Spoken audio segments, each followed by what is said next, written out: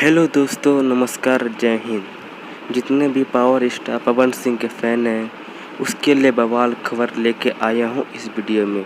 कृपया इस वीडियो को पूरा देखिए, स्किप ना करें। चलिए बताता हूँ क्या लेके आया हूँ बवाल खबर। खबर यह है कि फ्रेंड्स, हमारे पावर स्टार पवन सिंह का एक सॉन्ग आ रहा है Pawan Singh official YouTube channel पे, जिस सॉन्ग का नाम है फ्रेंड्स ओढ़नी के कोर। इस सॉन्ग को लिखे हैं फ्रेंड्स बिट्टू विद्यार्थी एंड म्यूजिक दिए हैं आदित्य देव। आपको फ्रेंड्स बता दूं, इसका डायरेक्ट वीडियो सॉन्ग आ रहा है। इस वीडियो सॉन्ग में फ्रेंड्स एक्ट्रेस है कोमल सिंह। ये सॉन्ग फ्रेंड जल्द ही रिलीज किया जाएगा। अभी फ्रेंड्स कमिंग सॉन्ग में है ये सॉन्ग, जल्द ही इसको रिलीज किया जाएगा।